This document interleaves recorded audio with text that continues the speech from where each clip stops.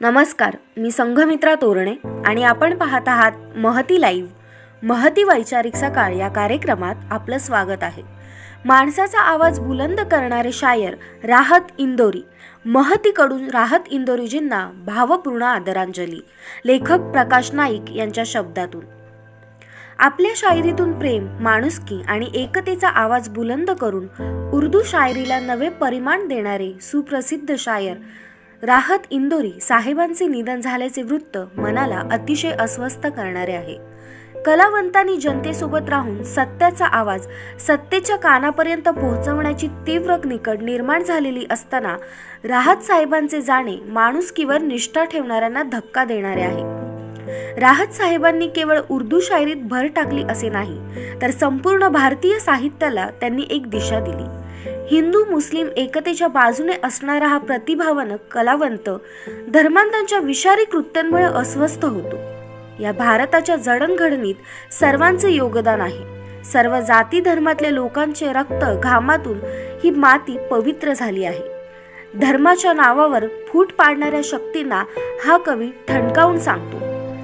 सभी का खून है शामिल यहाँ की मिट्टी में, हिंदुस्तान किसी के बाप का थोडी है. धार्मिक उन्मादाने पछाडलेल्या शक्तींना हे सत्य ठणकावून सांगण्याचे धारिष्ट दाखवणारा हा कवी सत्याचा कैवार घेणारा होता. सर्व धर्मियांना सलोख्याने प्रेमाने राहण्याची गंगा जमुनी तहजीब अधिक सशक्त करण्याचे काम राहत साहेबांच्या शायरीने केले. आजचे वर्तमान सूड आणि द्वेषाने व्यापलेले आहे. अशा वेळी माणुसकीचा कैवार घेऊन प्रेमाचा दीप प्रज्वलित करणाऱ्या या कलावंताने कुणाचाही मुलाहिजा न ठेवता प्रेमाची कविता पसरवली. प्रेम हे चिरंतन आणि शाश्वत आहे. सुडाच्या क्रियांना प्रेमाचीच प्रतिक्रिया द्यावी लागेल या भूमिकेतून त्यांनी शायरी लिहिली. फूलों की दुकान खोलो, खुशबू की व्यापार करो. फूलों की दुकान खोलो, खुशबू की व्यापार करो. इश्क खता है तो ये खता एक बार नहीं 1000 बार करो. या ओळीतून त्यांनी प्रेमाचे महत्त्व अधोरेखित केले. या महिन्यात ज्यांची जन्मशताब्दी साजरी होत आहे त्या अण्णाभाऊ साठेंनी म्हटले होते, जो कलावंत जनतेची कदर करतो, जनता त्याची कदर करते. राहत साहेबांनी जनतेची कदर करून जनतेच्या भावभावना व स्वप्न आकांक्षांना शब्दरूप दिले. म्हणूनच ते जनतेचे कलावंत होते. माणुसकी आणि प्रेमावर, देशाच्या एकतेवर आणि बंधुभावावर अपार निष्ठा ठेवून प्रवास जारी ठेवणे हे काही सोपे काम नाही. हा प्रवास कायम ठेवण्याचे आव्हान करताना त्यांनी म्हटले आहे, राह के पत्थर से बढ़कर कुछ नहीं है मंजिले, रास्ते आवाज देते हैं, सफर जारी रखो.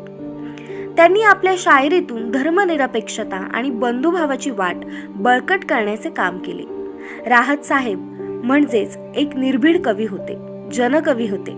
सत्यासाठी सत्तेला आव्हान देण्याची हिंमत त्यांनी वेळोवेळी दाखवली होती. दैन, दारिद्र्य, जातीयता, धर्मांधता, अज्ञान आणि सत्ताधाऱ्यांच्या सत्तापिपासूपणा यावर त्यांनी कठोर प्रहार केला.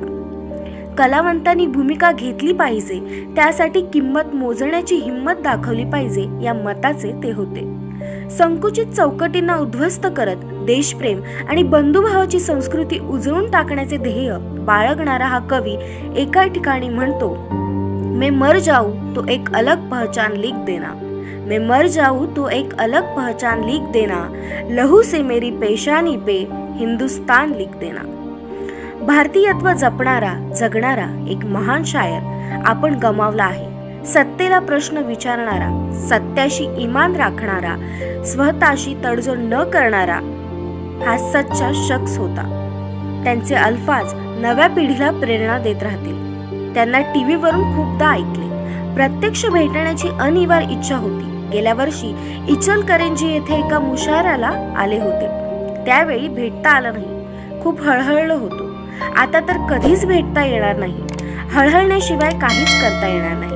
मृत्यू संबंधीचे सूर्य सत्य मांडताना राहत साहेबांनी म्हटले आहे, शाम ढले हर पंछी को घर जाना पड़ता है. शाम ढले हर पंछी को घर जाना पड़ता है. मरना कौन है लेकिन मर जाना पड़ता है. सलाम राहत साहब, अलविदा. महतीकडून राहत इंदोरी जिंना भावपूर्ण आदरांजली. पाहायला आणि सबस्क्राईब करायला विसरू नका महती लाईव्ह। अर्ज कर रहा हूं कि अगर खिलाफ हैं, अगर खिलाफ हैं, होने दो। जान थोड़ी है, जान थोड़ी है, जान थोड़ी है। अगर खिलाफ है होने दो, अगर खिलाफ है होने दो, जान थोड़ी है। ये सब धुआं है, कोई आसमान थोड़ी है। अगर खिलाफ है होने दो, जान थोड़ी है। ये सब धुआं है, कोई आसमान थोड़ी है, कोई आसमान थोड़ी है। लगेगी आग तो आएंगे घर के ही जद में। यहां पे सिर्फ हमारा मकान थोड़ी है। पूरा कुत्ता जलेगा। लगेगी आग तो ये सब धुआं है, कोई आसमान थोड़ी है। लगेगी आग तो आएंगे घर के ही इज्जत में। यहां पे सिर्फ हमारा मकान थोड़ी है मियां।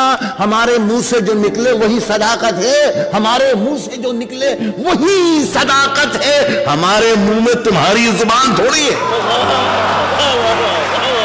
हमारे मुंह से जो निकले वही सदाकत है, हमारे मुंह से जो निकले वही सदाकत है। हमारे मुंह में तुम्हारी जुबान थोड़ी है। देखिए जरा सा बारीक शेर है। हमारे मुंह में तुम्हारी जुबान थोड़ी है। मैं जानता हूं कि दुश्मन भी कम नहीं। मैं जानता हूं कि दुश्मन भी कम, मैं जानता हूं कि दुश्मन भी कम नहीं। मैं जानता हूं कि दुश्मन भी कम नहीं।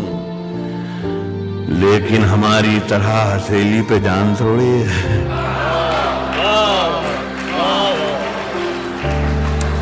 मैं जानता हूं कि दुश्मन भी कम नहीं, लेकिन हमारी तरह हथेली पे जान थोड़ी है। जो आज साहिबे मसनद हैं, कल नहीं होंगे। जो आज साहिबे मसनद हैं, जो आज साहिबे मसनद हैं, कल नहीं होंगे। किराएदार हैं, जाती मकान थोड़ी है। जो आज साहिबे मसनद हैं, कल नहीं होंगे। जो आज साहिबे मसनद हैं, जो आज साहिबे मसनद हैं, कल नहीं होंगे, कल नहीं होंगे। किराएदार हैं, जाती मकान थोड़ी है। सभी का खून है शामिल यहां की मिट्टी में। देखिए ये मैं शेर जो आपको सुना रहा हूं ह्यूस्टन में, ये शेर मैं लाल किले में भी पढ़ता हूं और वजीर आजम बैठे हुए होते हैं और उनके सामने में ये शेर पढ़ता हूं। मैं इसीलिए शायद मैं हिंदुस्तान में बहुत मशहूर हूं या बहुत बदनाम हूं। इमरजेंसी के जमाने में मैंने एक मर्तबा यह कह दिया था कि सरकार चोर है, तो दूसरे दिन पुलिस स्टेशन पर मुझे बुला लिया गया। अफसर ने मुझसे पूछा कि आपने रात मुशायरे में यह कहा है कि सरकार चोर है। मैंने कहा जी हाँ, ये तो कहा है कि सरकार चोर है, लेकिन ये नहीं कहा कि हिंदुस्तान की सरकार चोर है, कि पाकिस्तान की सरकार चोर है, या अमेरिका की सरकार चोर है, या बरतानिया की सरकार चोर है। तो वो अफसर ने मुझे देख के अफसर मुस्कुराया और कहा कि अच्छा आप हमें बेवकूफ भी समझते हैं क्या? हमें मालूम नहीं कि सरकार कहां की चोर है?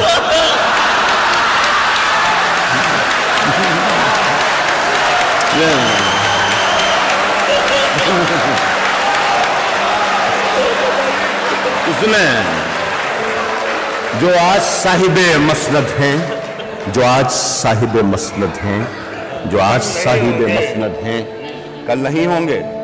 जो आज साहिबे मसनद है, कल नहीं होंगे। किराएदार हैं, जाती मकान थोड़ी है। सभी का खून है शामिल यहां की मिट्टी में। किसी के बाप का हिंदुस्तान थोड़ी है।